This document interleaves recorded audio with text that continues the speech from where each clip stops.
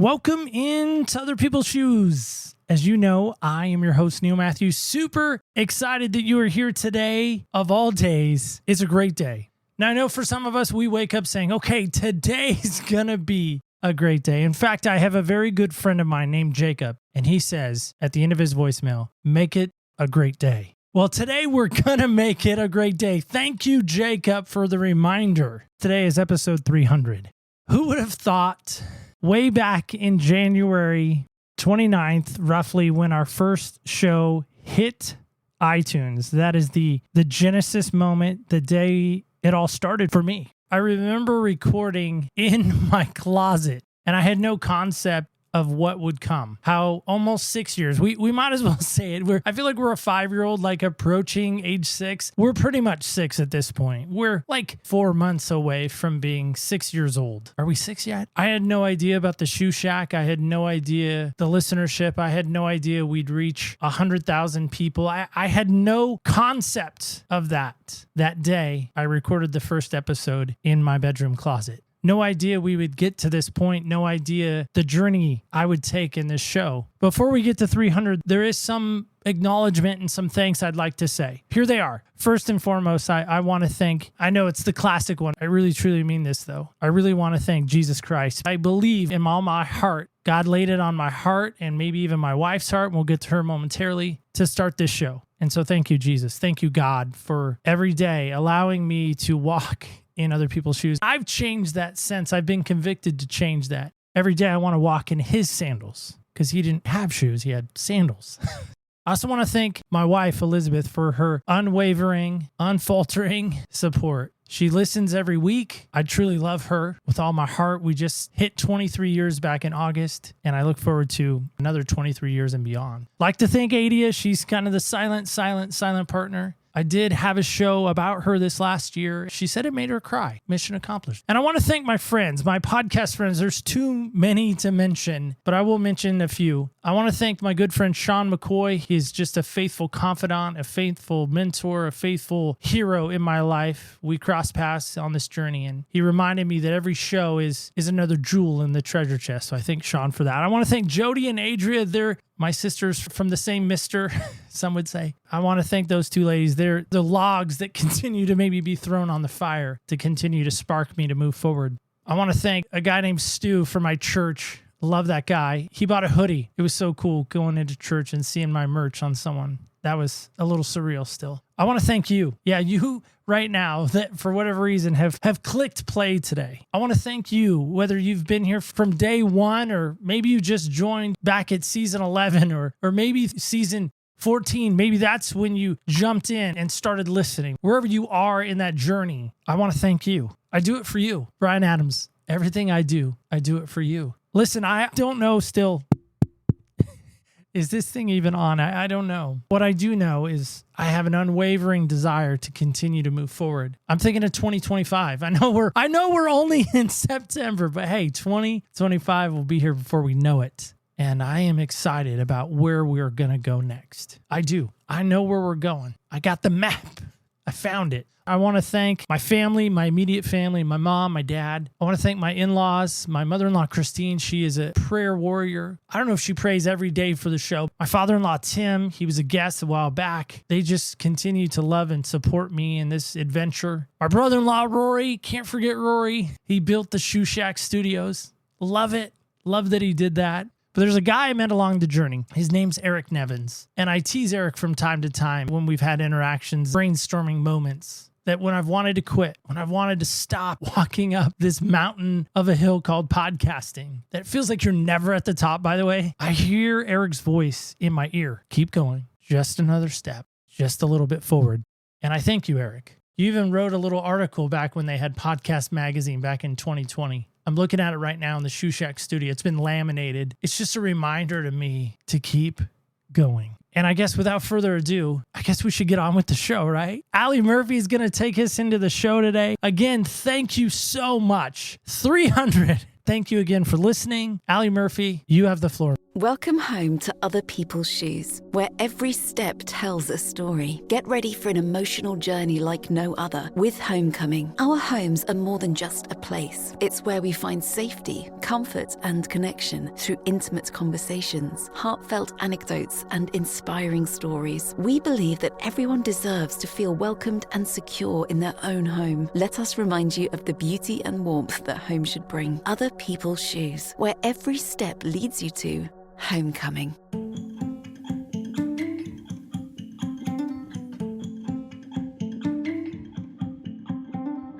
I was a loner, I never grew up, kid in the corner, and I didn't need no help with the cards life dealt to me. Quick to fighting, I never back down, no silver lining. Eternally all alone, it was all I wanted to be. You came along and I changed my ways. Now Welcome home to Other People's Shoes. As you know, I am your host, Neil Matthews. Thank you so much for coming home today. Boy, am I excited that you're here. Episode 300. 300 today. We're really excited that you have come home to us today. Allie Murphy welcomed you into our home. Thank you, Allie, for doing that voiceover for us. We value you and appreciate all that you are a part of. Go check her out. She's pretty awesome. She does some great voice work. But I'm excited about this. Now, I don't know about anybody else. Have you found yourself endless scrolling on the reels? Nobody does that. Nobody wants to raise their hand in this moment to acknowledge that. Okay, well, I'll be the first and maybe others will follow suit. I was doing that a number of months back, and lo and behold, the algorithm sent me and found this gentleman that we're sitting now with in our living room, as I lovingly call our new area. We start this instant messenger thing back and forth. Finally, I say finally, I think persistence sometimes does pay off. Help me welcome in my new friend, Wilkes. Wilkes, how are you today? Hey, what's up? So is that stalking? Is it fanboying? Help me clarify that. Or is it just being proactive? I don't know. Some say diligence. I don't know. No, it's just being persistent. I have to tell people consistently when I work with people in any capacity that they have to remain pretty consistent with me, because my email inbox and my DMs get flooded with not like air quote fans trying to get in touch with me. It's more like those weird people on Instagram that are like, for $25, you can get 150 followers or something. It's, those people trying to sell me some sort of following. Somebody has Bitcoin for you, I think. Yeah, it's all that stuff. There's people in there that have legitimate things. They end up getting buried amongst all the stuff. And then my schedule's just insane. So just between those things, even some of my friends sometimes to work together, I have to be like, I'm going to send you this thing tomorrow, but if you don't get it by noon, send me at least 5 texts and I'll have it to you by 6 o'clock. You have to keep knocking on the door. Here's the thing that I would share with you. As soon as we had confirmation of you coming on, I did reach out to a couple friends that one is a singer in North Carolina. And I said, hey, I got this guy from The Voice. And she said, who is he? And so I sent her your headshot of you with The Voice. She's like, will you tell him my mom loves him? Like she voted for him? I was like, sure, Jody, I will tell your mom hi, and she voted for you. So there you are. That's funny. She was really excited that you were willing to come on. And I say that because sometimes, people who have been in that type of environment, they just don't want to do anything. They want to crawl in their hole. They want to just go back to real life. They want to just fade away and do their own thing. You've stayed active. And that's what I think I respect most about you is you have not allowed your passion for music to be dampened, turned down in any way. Being in Atlanta, turned down for what? We had to get a little John reference in there.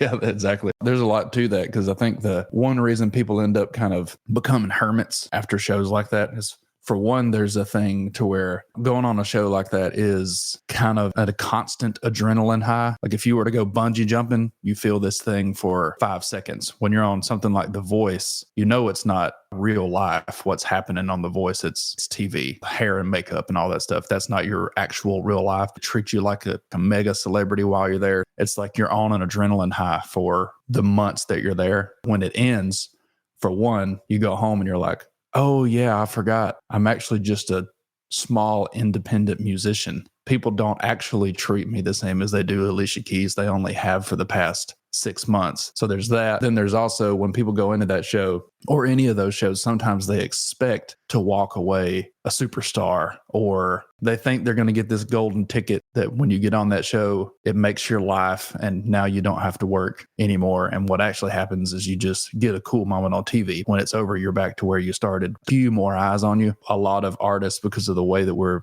built emotionally, we're already pretty fragile. You get home and then you're like, oh no, I can't face the internet now. And a lot of people, literally, they go on the show, then they get home, they blacklist themselves almost. They're in this post-cool experience mode. If you go into the show knowing this is a TV show and you know how it's going to turn out, you know it's not going to really change your whole life, then it's over and you're like, oh, cool, it's over now. That was fun. Go back to what I was doing. Makes it a little easier to bounce back when you have reality on the front of your mindset, I think. I love that a lot. We'll get into that and some of your other stuff too. Help us with this. We love to lead off every show with this question. My wife and I are in a new house, so we are making people take off their shoes when they come into our hardwood floors house. We have a freshly built house, and this is our freshly built studio, Shoe Shack Studios, which is away from our house. It's very cool. I have my own little studio off of the house, which is fun. If you were to come into my house, I'd say, hey, take off your shoes. What shoes would we find by the front door for you? That actually recently changed in the past year. I was a boots only guy for a long, long time. Not cowboy boots, specifically Florsham brand boots that had the little zip. They're leather boots and had a little zipper on the inside. I wore those exclusively forever. And about a year ago, I changed over to almost exclusively wearing Nike Air Max 90s. My daughter literally she's 14 now, but she became a big sneakerhead. She's always showing me all the new shoes. And she started showing me some, and I was like, I kind of like those shoes. And then at some point, a pair was on sale for like $60. And I was like, oh, that's a $150 pair of shoes for $60. And I bought a pair. Now I just wear Nikes.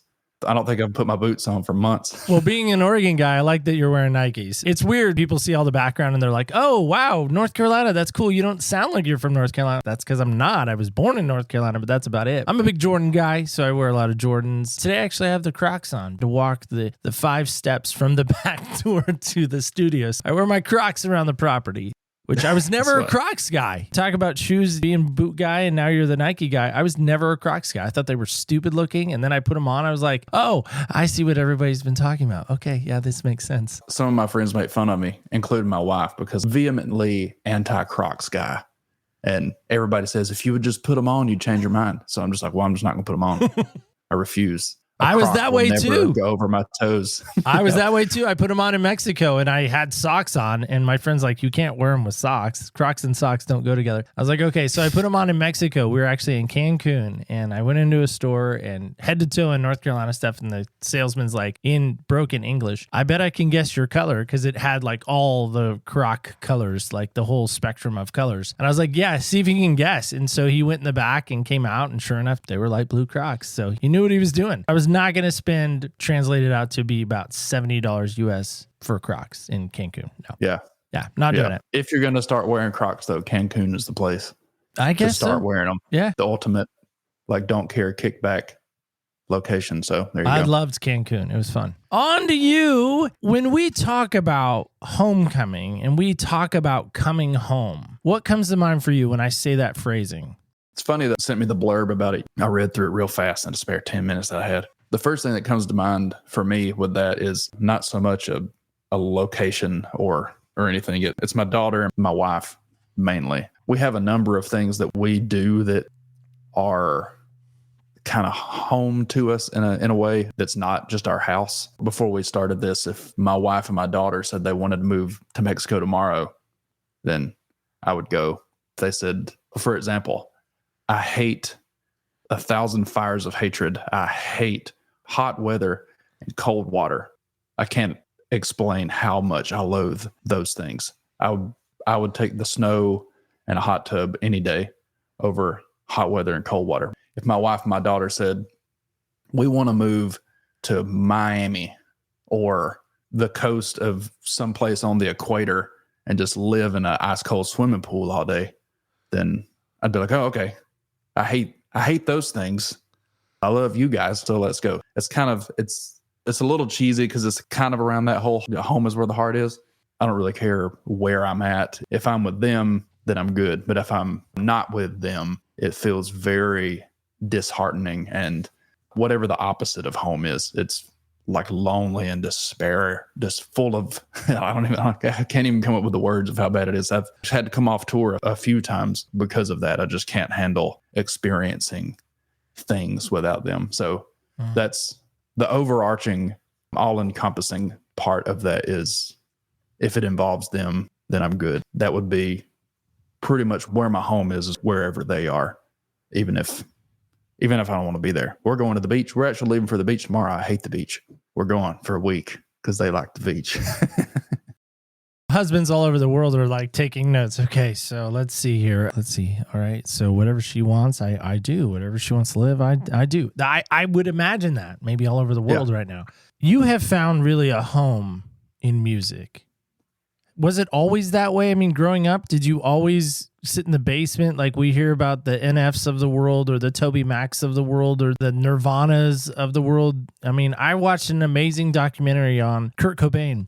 I didn't even know who put it out. It was so fascinating to me, his origin and how he started. Of course, most famously, we know his demise. I saw the artists there. I didn't see the drugs. I kind of set that aside, but I saw the artistry of Kurt Cobain. It was fascinating to get in the mind of an artist. Authors and musical people have always fascinated me, the creativity that goes into the brain power to create such masterpieces, painting artists. Overall, you could say I've felt at home with music in general pretty much my whole life. I grew up in a musical family. My dad played, well, at my little church, we had a tiny little church. My granddad was the pastor that founded this church, and it was maybe 30 people max, but my dad played guitar, my mom played piano, my brother played bass, I played drums, my sister played tambourine occasionally with us. With the exception of my dad, we all sang. And then my mom's brother, so my uncle, sang almost like a family band. Didn't really realize that was a thing. I kind of just grew up thinking that was normal, that everybody just lived around music like we did. My family has this thing to where we revolve around music, not in a way to where like we can't survive without it, but it just kind of like when we show up for Thanksgiving, my brother goes straight to the piano and starts playing something goofy and making up songs about making fun of people like he does. There's music always there. So wherever home was growing up, music was involved. So I think that translated to where music in general makes me comfortable. If it's missing, I feel like there's a vital part of life in general that's missing. I think from almost birth, generally music has felt like home to me. As I grew and matured and became an air quotes professional musician, finding what type of music felt more like home to me was a bit more complicated. Up until middle school, it was all Southern gospel quartets, vocally focused things because I'm a singer. Then I discovered rock music because I joined a rock band. In ninth grade, I joined a different band with my friends, which ended up being a 12-year career with a bunch of record deals. And that all kind of pointed me in certain directions, but also I have a very complicated relationship with music professionally to where I know what I am and I know what I'm not. Took me a while to get there. It's constantly evolving. Some people, like you mentioned, Kurt Cobain, he's like the grunge guy. That would be like his air quotes home in music. I would imagine if he was still alive, he'd probably still be the grunge guy. I'm not totally sure. My home in music kind of floats around, which I think could be frustrating for listeners to some extent sometimes, but I have to float around with it. I get super weird. If I were Kurt Cobain and I was the grunge guy, by now I would probably be making pop records or something. My home is in music, but it's kind of the same as with my wife and my daughter to where we can move around and that's okay. It's not a certain location. It's kind of the same in music. Sometimes whatever I'm feeling at the moment, I'll be all in on one side of music and then my brain and my heart kind of goes, we're going to do something else. And then I float to this other side. It's always music. It always has been music. Where it is at in the spectrum moves and shifts. It's definitely, if that were to go away, I would be kind of lost, I think. I don't know what to do with my hands. The step it would be, I don't know what to do with any part of my body because music's not around. So one thing I want to point out on your hands is you actually had a post recently that caught my attention, that your hands are actually, they're hurting you in some respects. And it makes it harder to grab the guitar. It makes it harder to grab the drumsticks. You can't even do that anymore. Something's going on with your hand. I hope that gets somehow resolution for you. I think you're a very talented musician. I hate to see that stop you from being able to perform what you do best. Give the gifts that you have to the world. Why do the voice? You've been a very talented musician, as you mentioned. You've had some record success. You've done some touring. Why do the voice? That's a funny, kind of convoluted story. First off, with the voice in American Idol and all those things, growing up a singer, especially when I grew up, American Idol started, I don't remember how, I was old enough to where I could have been one of the younger guys on American Idol when Kelly Clarkson's season was around. Ever since the inception of those shows, one of the main things people say to you if you sing is, oh, you should go on American Idol. You sound great. And then The Voice came around. Oh, you should go on The Voice. I started touring really young and started taking music seriously really young and was writing songs. I wrote my first song in a car seat. So I've been trying to do this thing for a long time. So when those came around and the general public was like, oh, we can sing too now. I was like, oh, hang on a second. You can't just decide you're going to get a degree in law, go to law school, be a lawyer, and then go, I'm going to sing. And meanwhile, I've been torturing myself over deciding to be a musician for years and years. You need to pay some dues first. I did not like those shows. For one, I didn't like that side of it, but I also didn't like how it felt kind of like glorified karaoke to me. I don't think this way anymore about it. That was initially. So when I got a call from The Voice, one thing people don't know is those shows have talent scouts. So if they were to just do those big cattle call, open calls and let people come, they know that musicians like me that are experienced, have been doing it a while, don't see those shows in the best light. So the people that have been singing and performing for 20 years aren't going to show up to a stadium and stand in line with 1 million people and sing a cappella for 2 producers. That'd be like you calling a bunch of construction guys who have had a construction business for 20 years and be like, hey, come stand in line with 100,000 people and let's see who can put a nail on a 2x4 the best. They're like, nah, man, I got houses to build. So that's kind of that situation. They know they need talent scouts to go find some people to ensure they have great talent. That's what happened with me and a number of people on my season is we got recruited by talent scouts. And when the scout called me, I immediately told her no because I didn't like those shows. Went upstairs, told my wife, kind of laughing about it, making fun of it. And she told me that I had to go back downstairs and call the lady back and tell her that I would do it. I begrudgingly called back and was like, hey, I'll do the audition thing. We'll see how this goes. But I didn't say, don't want to do it. My wife is making me do it. It ended up being like every other conversation with my wife. It ended up being a really great opportunity. Nothing but good things came out of it. I see them in a completely different light now than I did. It took her telling me that I was being stupid and prideful and that I had to get over myself. I got over myself when I called her back and I did it. How long have you guys been together, you and your wife? We've been together 15 years. So okay, coming up on 16. Nice. Congratulations. Do you mind if we say her name? Yeah, Chelsea. Chelsea.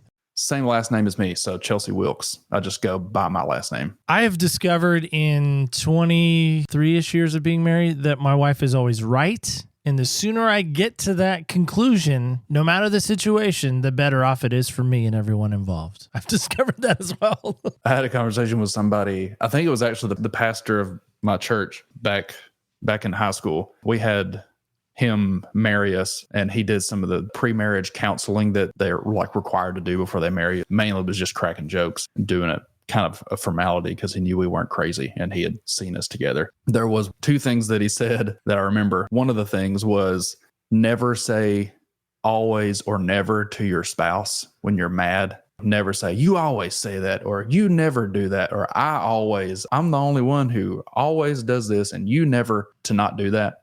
And then, which has been huge. But then the second one was, he looked at me and he was like, you need to default to being wrong and let her default to being right, because most of the time that's how it's going to be. And in the long run, even if you're right and she's wrong, it doesn't actually matter. You're going to be happier if you be the lowly person, take the L, basically. I was like, oh, okay, I see how this is. He just wants me to roll over, just let her have a win.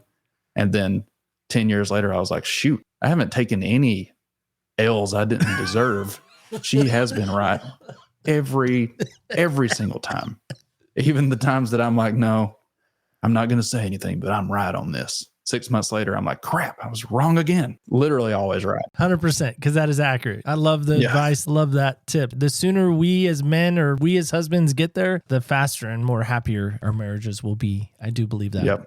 Exactly. Talking about your social media again, this one also fascinated me, is you talked about, again, the voice, and you talked about the auditions, and you talked about how the end of it, whoever the winner is, let's say it's JoJo Smith. So JoJo Smith wins the voice or wins Idol. They immediately get put into the record company's roster. Playtone Records, let's say, from The Wonders, which I absolutely love that movie too, Tom Hanks did. They immediately get put into Playtone Records. They don't have a choice. Playtone doesn't have a choice. Here you go. Here's your artist. Boom. They're on your roster. They never got to pick them. They never got to cultivate them. They never got to discover them. They immediately, here you are. Here's your artist. That's an accurate thing, obviously. Can you speak to that? How you have said, listen, I'm not going to go that route. Here's the route I'm going. One of the most important things in the music industry in general that it takes young musicians, especially, or maybe not even young, sometimes just inexperienced. There can be experienced young musicians. There can be inexperienced older musicians. The inexperienced musician, it takes a while to understand that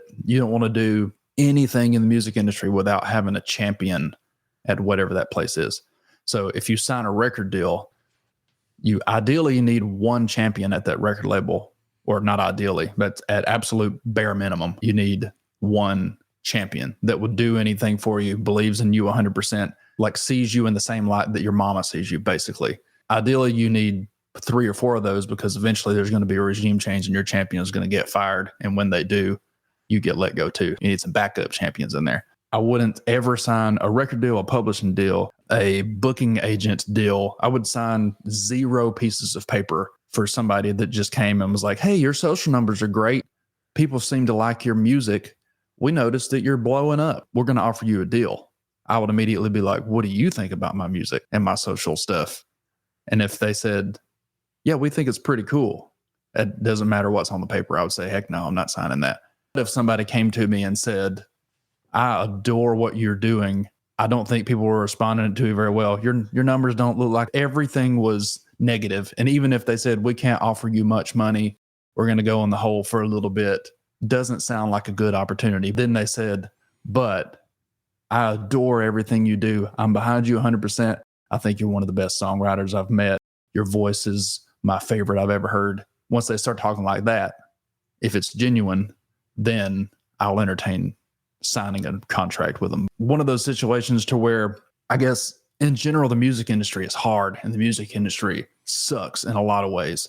And you get drugged through the ditch more than you get put on pedestals. If you don't have a champion, the second you hit the ditch, which you're going to any minute now, the guy that doesn't get behind you 100% is going to bail on you. It sucks to be in a ditch with anybody, especially somebody you don't believe in. But if you believe in them, you'll go through that part with them to get to the next spot together. And for those top shows with The Voice and American Idol, AGT and all that, one reason the experienced musicians like myself go in there and don't want to win, because we don't want any contract that comes with it.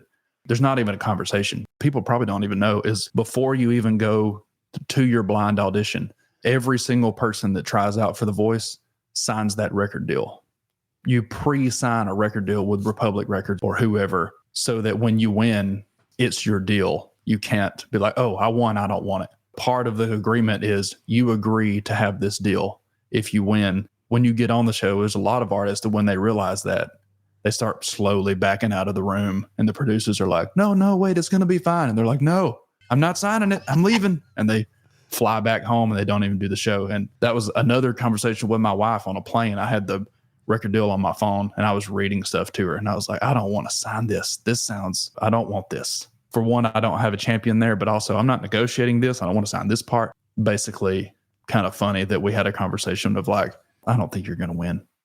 And I was like, yeah, I don't either. And it's not because of my musical prowess, but because of my personality of not being the biggest, glowiest item in the room. I'm more subdued and I kind of hang out in the corner. I don't talk much. We knew that wasn't going to be a winning combo. So I was like, oh, it's fine. Yeah, cool. I'm not going to win. I'll do it. The experienced people don't want those deals. It's just asking to be shelved. They didn't seek you out. They're not your champions. It takes a lot of money in the music industry to get radio singles and that kind of stuff. There's no way they're going to fund a record and put singles out for an artist that they don't really believe in. You'll sign the deal, they'll just put it over on the shelf, and you can't do anything outside of that record deal until you meet your 7-album agreement.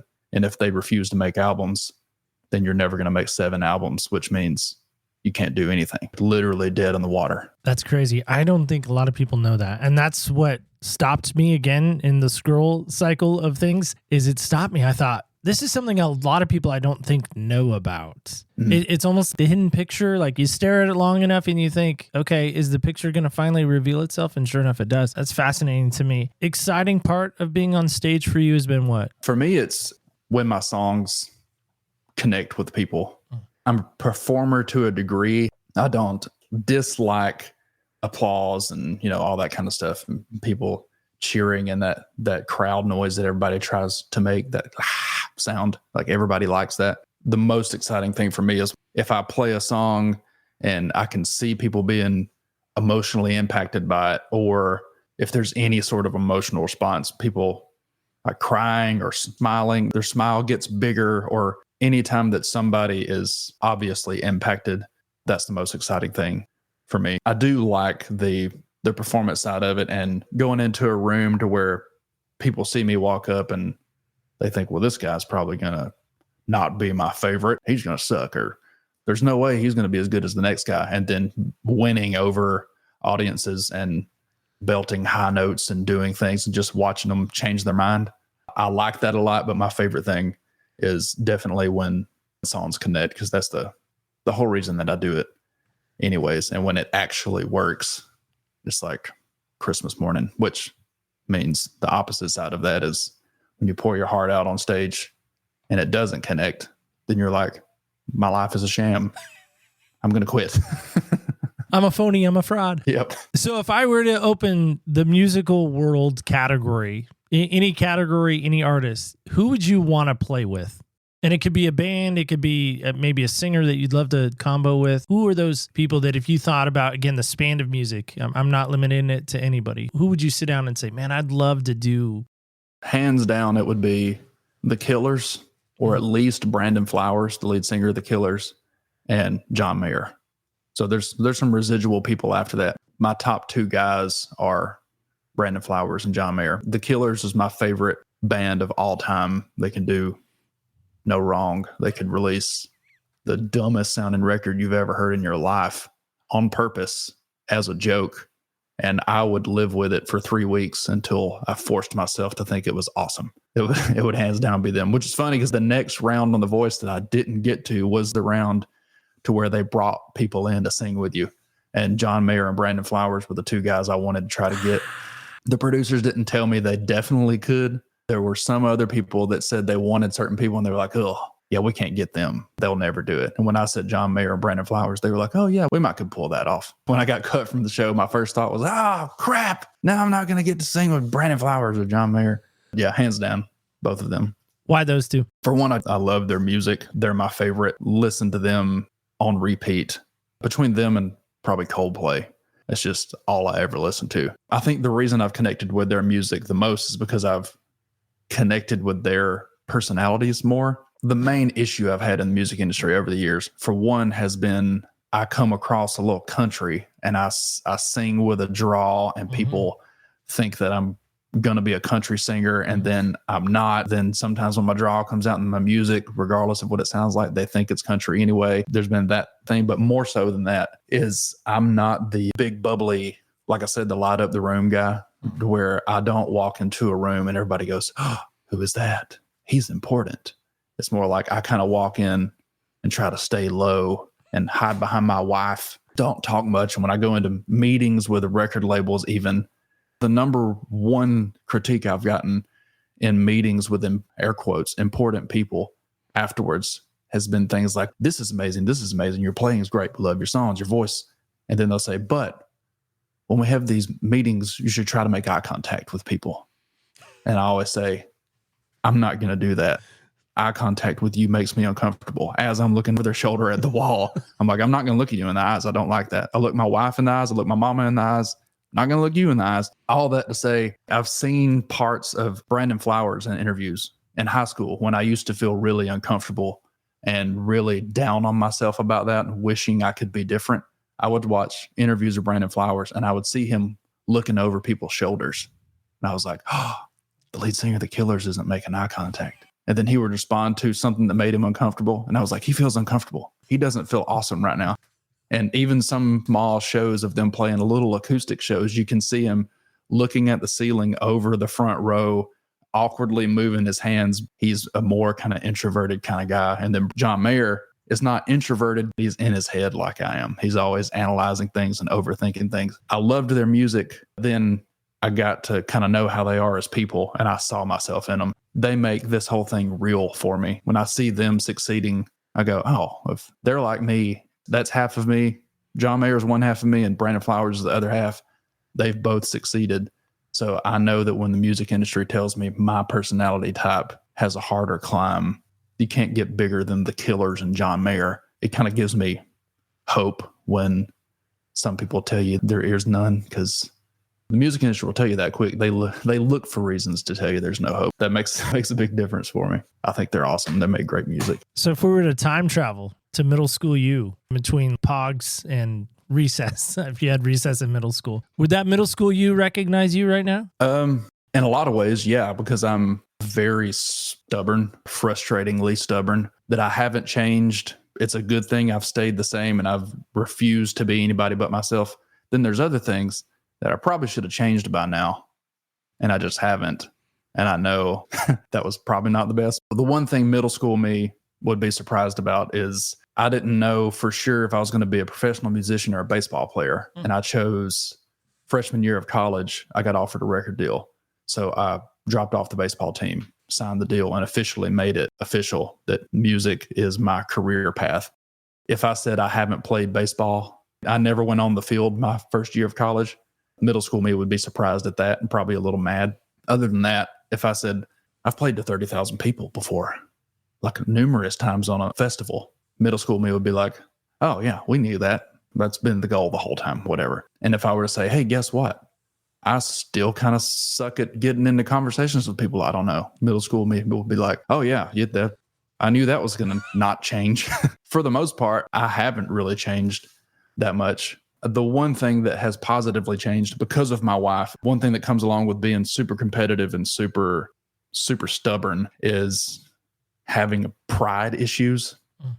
Not in a like I'm the best kind of way. I also have a pet peeve of mine is I loathe people bragging on themselves and seeing themselves in this holier than thou light, or I'm better than you at this. I hate that. There is a side of pride that you can have without thinking you're the best. It's more like not going around saying I'm the best. I'm not going to do this because I'm better than that. It's a more subtle kind of thing. Well, like not going on The Voice because I thought it was glorified karaoke. At that point, I'd already been a professional musician for 15 years. And my first thought was people who have toured the amount that I have and have busted their butts like I have, don't go on The Voice to try to make something happen because we've been making something happen already. That's not wrong, but it is wrong. And it's a subtle kind of underlying level of pride. That's the one thing that my middle school me, with that not being there anymore, would be surprised and a little relieved that I didn't have to hold myself up to such a standard anymore. I was just obsessed back then with being the best and never losing and never failing. I had to succeed in everything. That would be the one thing. Other than that, I'm the same guy. I'll make less fart jokes than I did back then. I think we all have, hopefully. Just a little bit. My classic is your mom. I still do a lot of your mom jokes. It's really bad when my daughter and I get into it. They're doing your mom jokes. My mom is still living. My wife is my daughter's mom. She'll make a your mom joke, or I'll make one back to her. It's like, well, your mom. And she's like, well, your wife. I was like, well, that's fair. Okay. And so my wife's like, you guys are middle schoolers. Knock it off. I'm like, it's fun. It's just fun. Nobody gets harmed. We're just being silly and fun. That's the best part about having a middle schooler as a a kid, a lot of people are like, oh, wait till they're teenagers. It's going to suck, which I don't know. I hate that people do that to parents. Wait till the next thing. It's going to be hard. Well, I don't agree with any of that. I think it gets better. I haven't hit a single stage where I'm like, oh, yeah, they're right. This is awful. It's been awesome in every phase. My favorite thing about a middle schooler is, as a dad, you're like, oh, in order for me to connect with my middle schooler, I need to be a middle schooler in ways. It's pretty fun. You get to dial back into being 14 and it's hilarious. She's a senior. So in June, we'll be, hopefully, if all goes according to plan, she'll be walking across that stage come June. It has been a journey to get her to the stage. Let's just say that. I would say middle school Adia was rough. Elementary school Adia was rough. Toddler Adia was rough. Baby Adia was pretty awesome. I want to go back to baby Adia. But senior Adia, senior in high school Adia, I don't know about yet. Musical songwriting, again, has always fascinated me. I don't know if there's any insight into that you could give me. Like, what's the process for you? Do you hear something? Do you get a word? Do you get a moment? You talk about going to the beach. Maybe you're in Mexico. What's the process from maybe an idea to then concept to then playing? It depends. It changes a lot. Overall, I keep ideas logged everywhere. So I have notes in my phone I can scroll through all day. I have separate notes on my computer and my iPad. I have this notepad over here with stuff just everywhere. And I think for me, the most important thing about it is most good songwriting or song ideas come when you're not trying to write a song. They come in everyday life. If you're going to write songs that connect with people emotionally anyways, it's if you want to invent something, people say you need to find what people need and you need to invent something to solve somebody's problem. It's kind of the same with songwriting, walking around through everyday life and you observe something that's real and then a song idea kind of comes from that situation. And obviously I'm not going to write a song in the middle of Target. Put it in a note, revisit it later. Sometimes it starts with a guitar idea. I put those in my voice memos all the time too. A vocal melody or a lyric or a title, some sort of little nugget that's come to me on its own, not necessarily being sought out. So it's rare that I sit down and I go, I'm going to write a song today. And I just kind of clear my mind and start playing a guitar and then a song comes out. There's always some sort of thing that has made its way to me and then it becomes a song. For me, it's almost like interpreting something that already exists more so than making something up. When you get a subpar song afterwards, you feel like, oh, I wrote a song about a thing. And that's all right. But when you get a great song after you write it, you feel like it just kind of came out of the sky and downloaded into your brain and you decoded it and put it into terms people can understand, and you put the lyrics in English and you found the chords that it wanted to have and you found the melodies that it was asking you to. It's a very spiritual / magical kind of thing. It's really weird. Even when co-writing sessions, we've had moments in the room before to where you get halfway through a song and everybody goes, this song's going to be okay. You guys just want to go get coffee.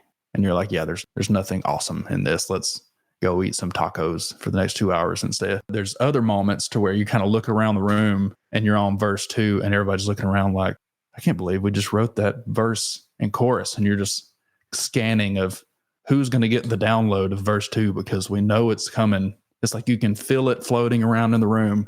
There's this thing swirling and you're just waiting for somebody.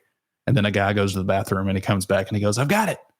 I got the whole second verse. It's a very magical kind of feeling when you find that song. For me, it always starts with some kind of spark that was observed at some point or heard another song that said something and my brain starts expanding on something another artist has said. It sparks something else, but there's always a little pilot light. If you see the pilot light come on, if you don't like keep the gas going, it'll just go off. All of the notes and all the notepads and stuff I have laying around are all the little pilot lights that have come on and me trying to keep them going until I'm in the right headspace, until I can get to them. When people say the song wrote itself, that happens a lot for the songs that are worth doing anything with. I could write songs you don't care about all day long about the stupidest stuff you've ever heard. Don't waste my time doing that. I really like Richard Marx as a songwriter, but he's the one that comes to my mind right now. He wrote that song years ago, Hazard. Is still one of the fascinating songs. The music, the melody, all of it. The story that he tells. I like songs that have a story. And maybe that's where I'm different than others. I love, by the way, speaking of songs that you've done, I love that you redid Pharrell's Unhappy. Yeah. I think that to me is still very profound how you took that, flipped it on its head, as I would say, kind of made it your own. It is dark, I will say. It's unhappy. It was so well done. Just wanted to applaud your effort on that. Thank you. Appreciate it. A kind of a fluke. It's funny what you can do. That's a trick we use in songwriting is using past, present, and future tense to set moods. A lot of the time, writing in the past tense feels sad. The thing that hinges on with the flip in that song was making it past tense. Obviously, I changed things around to make it sound sadder. Anything past tense. If you're talking about your wedding day, like one of the happiest days of your life, when you talk about it in retrospect, there's a little bit of sad because you're not whatever age you were anymore, and you don't have that just got married feeling. So it's very happy and nostalgic, but it's also because it's past tense. Yeah, it's a little bit sad. Any songwriters out there, that's a fun exercise to take your own songs, especially if you have one that you think this song is pretty good. It's not my favorite. I'm probably not ever going to release it. Slow it down a little bit and make it past tense, and it might become one of the most powerful, unfortunately sad songs. I also am an advocate that all emotions need to exist in music. I had a while in the Christian music industry, which I'm not in the Christian music industry anymore. My biggest complaint that I got with all the people that I worked with was they didn't like some of the emotions that I wrote about sometimes. There always had to be a redeeming quality, and I think sometimes people are sad and they need to listen to a sad song and it makes them not feel as sad. And then they can listen to the actual version of Pharrell and they can dance. That's a cool exercise, though, is to make things past tense and see what happens. That's Chris Isaac for me. When I'm feeling sad, truly, I'll throw on some Chris Isaac and I feel sad and I want to feel sad. And that's why I put it on. And my wife thinks, why do you want to be sad? It's no fun being sad. I'm like, sometimes you just have to be sad, okay? Yeah, that's what Billie Eilish is for millions of people. I know I have more emotion than you and I combined, but sometimes I want to feel sad. Okay? Yeah. How can folks connect with you and your music and what you're all about and hear your stuff, learn more about your story? What's the best way they can do that? These days, social media is the best. Any social media platform is just Wilkes Music, Wilkes. People forget the E sometimes. But Wilkes Music on Instagram, Facebook, TikTok, YouTube, X. I don't really do anything on X or Threads. Basically, if it's a social media platform, at Wilkes Music on there, I'm doing something. Best way to keep up with stuff. Apple Music, Spotify, and all that stuff too. If something's going to come out on Apple Music and Spotify,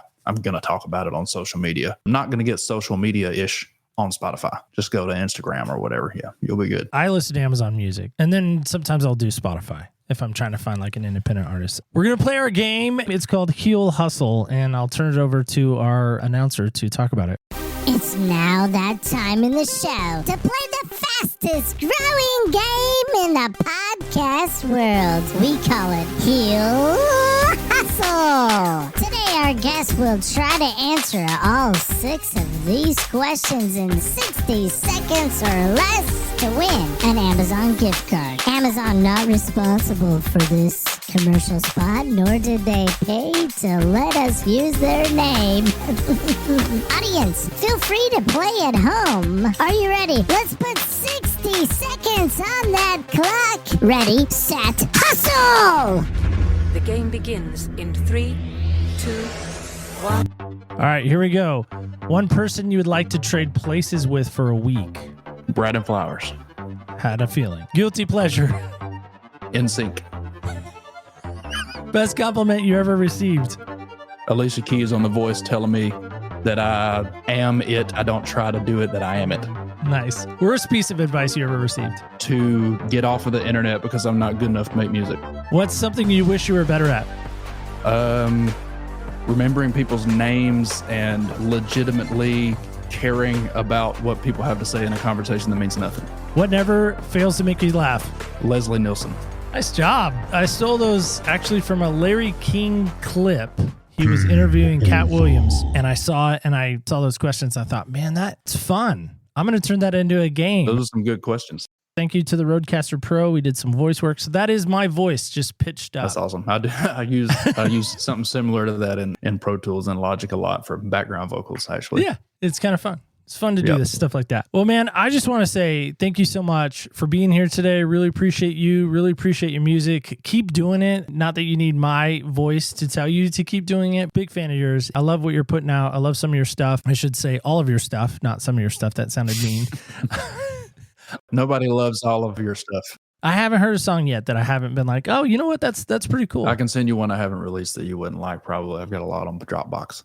Anything you want to send. Just to balance things out. Just so you know I'm a real human being. That is true, because I've listened to Toby Mac since the DC Talk days. There's a couple songs on a couple of his albums that I will skip because I'm like, I can actually send you a song that I wrote with Toby Mac that is not good. Are you kidding me? Would agree with me. It's way in the distance here. It's right next to that Raptors jersey is actually an autographed picture of him. Oh, that's awesome. He's a really cool guy. He's really talented. He's a legitimate, good dude. I did have a fanboy moment with him. So he came to our town. I did a meet and greet. I was doing security actually for him after everyone else. And I went up to him and I was stumbling over my words. And I was like, Toby, Toby, I need to tell you that your music kept me on the Christian path. And it's because of you that I became a youth pastor. And I've used your music in youth group. And oh my God, it's just amazing that I'm like, calm down. And I was like, would you sign my shoes? Because I had on at the time on purpose Adidas, Tracy McGrady. They called him T-Mac. And so he signed the front of them and they actually sit right over there. Later on that night, I asked him the most important question of all time. And that is North Carolina or Duke, Tar Heels or Blue Devils. And he did not answer. He refused to answer. Still a little mad that he didn't take a stand. Be against the devil, Toby. Come on. He's a smart guy when it comes to that stuff. He knows how to answer questions without answering them and when not to answer questions. Ryan Stevenson is from our area. He's from Bonanza. Actually, sent way back in the back there's a Goatee Records hat. Oh, that's awesome. I actually know Ryan. He's a friend of mine. We toured together for a while. And he released a Christmas song called One Star. Yeah. This past December. And me and him wrote that song on the tour bus during a tour when I was in Disciple. Us and Ryan Stevenson and Audio Adrenaline. Wow. He's a really cool guy. All right, guys and gals, kids and campers alike, that is it. That is all. Show 300. Next week, we start 301. Wow, what a journey. 300 episodes. What do you say in 300 episodes that you haven't said 300 times before? Well, maybe this one. How about you?